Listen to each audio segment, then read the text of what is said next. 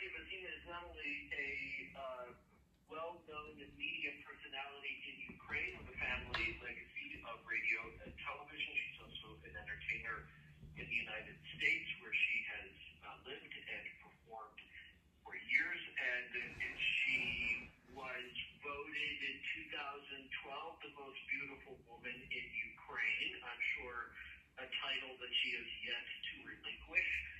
And as soon as the conflict started originally, she became a volunteer with the Ukrainian army, and still is very much active in repelling Putin's aggressive forces. Thank you so much, Nadia, for your time tonight. Hi, thank you so much for having me in your show, and hi to America and to all Americans. America says hi back to you. So sorry about the phone problems. Don't know what happened. I think they had a bad number, but your patience was exemplary. We're grateful. And you know we wanted you on from the beginning of the show because there's so much ground to cover. So first of all, let me just ask, you are safe and all is well for you and your family personally still, correct? Yeah, thanks God we're okay. Despite the whole country is living under the danger and under the. As you remember, we were begging to close the sky, but it didn't happen. So danger is always. We always have flying missiles above our heads. But thanks to Ukrainian army, everything is okay. I can say that way. Yeah. I think everything. So, but now let me ask you about two things. We can never forget the number of people who died, the number of people who were essentially murdered by these invading forces over nothing. This was all just Putin's idea, and I think criminal to the highest extent. But now it's not over yet, and talk to me about the importance of the Kerch Bridge and what that meant for Ukraine. Although the Ukrainian army isn't taking credit for it yet, they are implying that somehow they were involved. How do you feel about what happened with the partial demolition of that bridge today? Well, good question. Yesterday we kind of had a very happy day, and about Crimea Bridge. One thing, when Putin annexed Crimea in 2014, they started to build this bridge, and it was very symbolic for them. It's even not about the bridge it's like a usual bridge, as you said before, but symbolism was big for them, and they were like so mature that this bridge is going to connect Russia with the next Crimea and blah blah blah.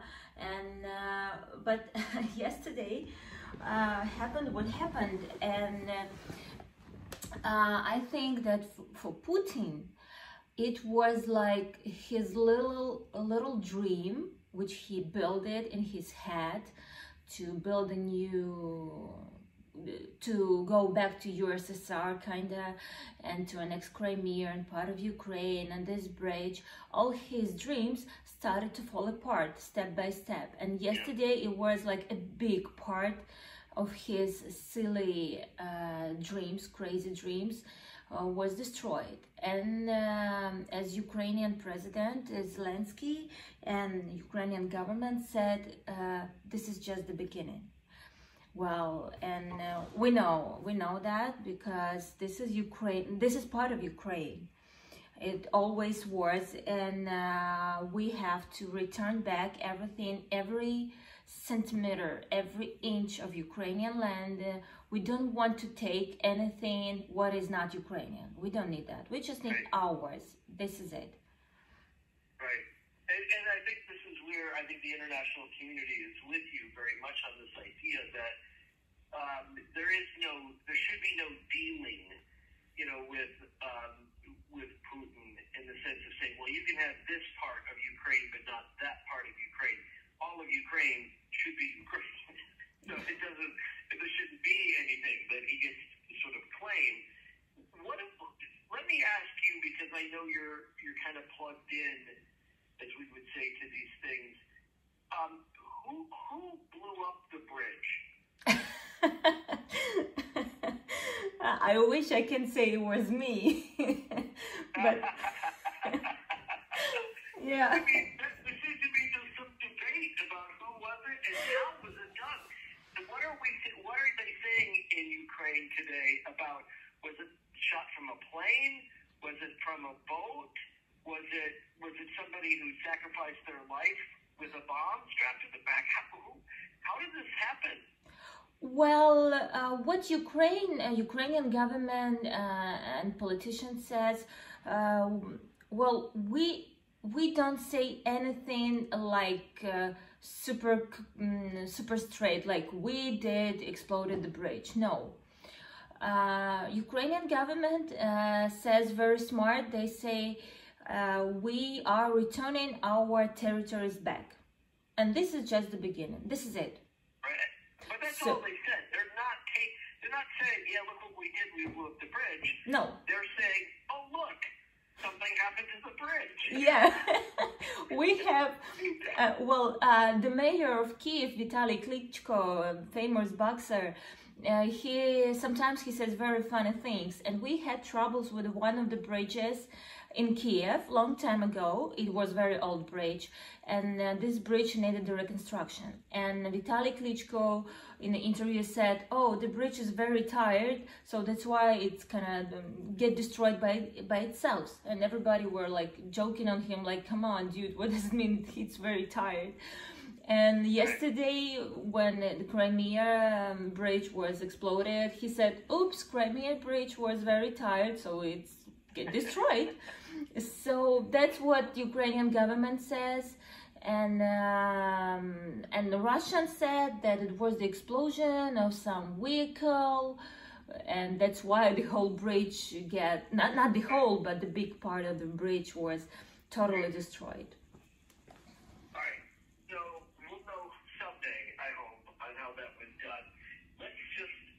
Let me ask you though, because with that side of success comes the threat of a very difficult future if Putin were to go through with even using a small nuclear weapon to spoil the earth, the air, to kill people in Ukraine, or if he were to attack and somehow explode the nuclear power plant that we were talking about last time. So what is it how does it feel in Ukraine with Putin threatening nuclear war?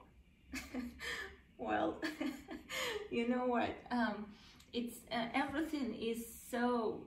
I'm not like laughing because it's funny. I'm laughing because we are going through a hell sometimes, and every day, every second, there is some more news which are more and more scary, more and more difficult, and sometimes I feel myself that I'm going a bit crazy because I don't know like what to expect next, like what tomorrow we're gonna hear, like how bad and horrible situation can be. It's like we are living on the edge, like Aerosmith was singing, living in the edge. So we are living on the edge. An Aerosmith song. Yeah, right. You're exactly right. Yeah. So one good thing, what I feel good about, and I hope we're gonna talk about later.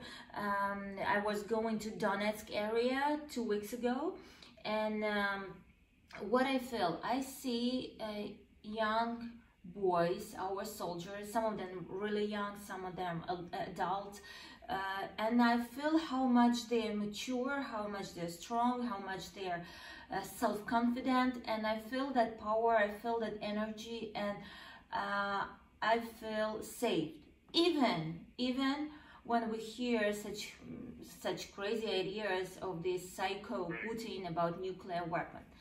Another thing, what I like is that Liz Truss and the American government, your President Biden, are very strong in their ideas not to let this happen. And again, every time when we're talking about Ukraine, We're talking not about just one country in the middle of the Europe, not about the biggest country in Europe. We're talking about the reality of the world. Are we ready to live in such world? Are we ready to deal with all these things which are happening?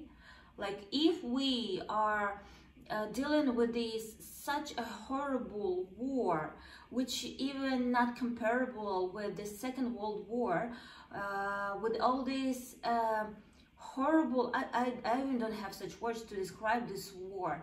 If we deal with that, are we a normal people? Are we like, isn't like this is the end of the world? Like, what's going to be next? Okay, nuclear war. Okay, what's next? This, I just don't understand. So all these, my thoughts, bringing me to the idea that the world not gonna let Putin do anything like that. But again, who can stop it? I mean, in one sense, if he's really a madman, right? And if he he's really is. that psycho, he could just do it, and then just, and especially because of the reports, at least some of the speculation is that he is suffering from some sort of terminal disease, and before he died, he wanted to see the USSR returned to the borders of his youth, that he may not have anything to lose. He's not going to be around for it anyway. I mean, if it's true that he is in some way terminal, he's not going to suffer any consequences from hitting that button. And I worry for Ukraine on that basis, because that's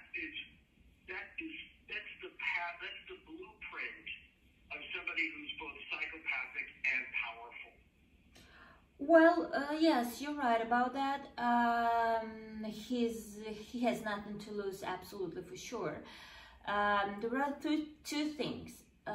One of them is that it's not just about one psycho Putin. It's not so easy like to make a phone call and it's like to push this red button. No, it's the whole process. This is the whole system which is has to be ready and has to work good.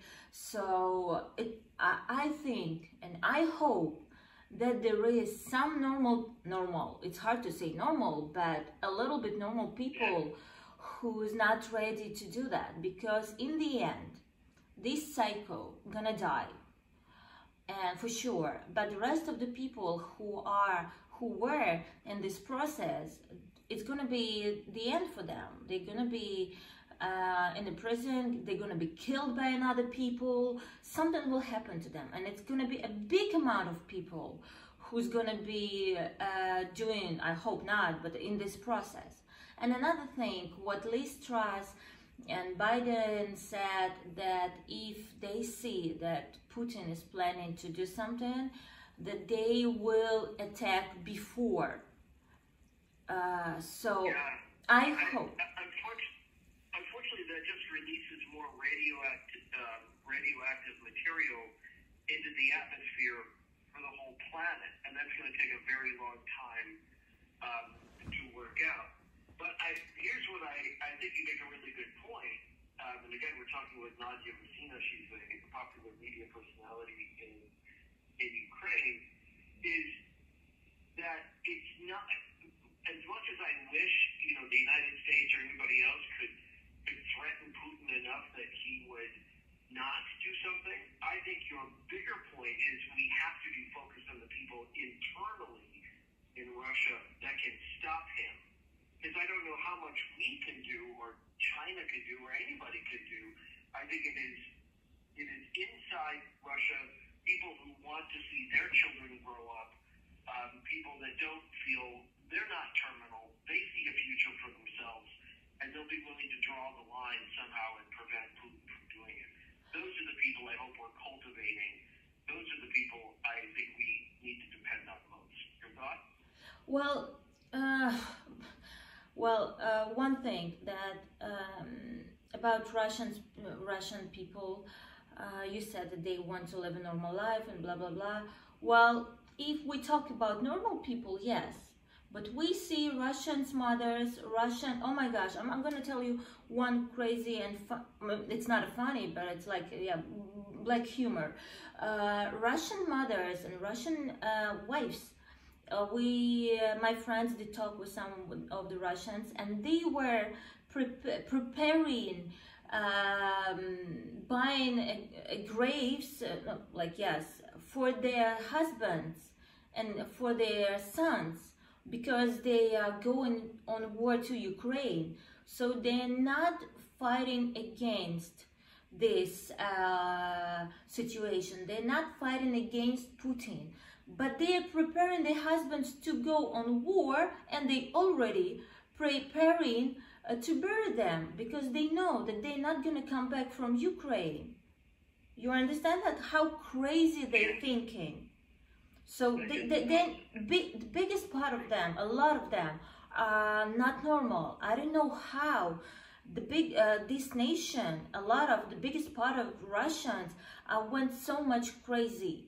They don't see the reality. So what I hope and what I do understand, if we want to save the world, basically to save the world, Britain and America or China have to make a preemptive strike to stop him, to make him understand, like, dude, come on, this is it. It's like nobody gonna deal with you with all the shit you wanna do. So it's Ukraine. Yes. I know our time is running out, so I just want to say that I agree with you, and I hope you're right that we can do something. But I'm still counting on oligarchs and generals who have a very luxurious life to want to keep living that life. And you're right, that's a very interesting reflection on mothers buying graves for their kids, somehow feeling like that's something that they have to do for the country. And that is rather scary. I'm glad you are doing well. I'm glad your family is doing okay. I'm glad to see Ukraine has turned the tide and is on the offensive against Russia. And I look forward to the day that the next time when we have you on Coast to Coast, that we're going to be talking about how Crimea and other parts of Ukraine that have been annexed have been restored, and that Ukraine is whole again. Because I think hopefully that's a near future, and that you can continue to be an active part, as you have been as the largest country in Europe, and be, part of NATO, and that we never have to have this conversation again. And we can just talk about fun things that you're doing, and we'll have you back on Coast to Coast, on your Christina. So thank you so much, and so sorry for the time that got cut off earlier, and that we were unable to get you on at the top of the hour. But it was sure fun having on Chris Fleming, and that turned out terrific from Discovery Plus. Now our main guest, Mark Albert, returning here on Coast to Coast, science writer, science fiction writer, I guess, maybe. We'll talk about that next on Coast to Coast AM.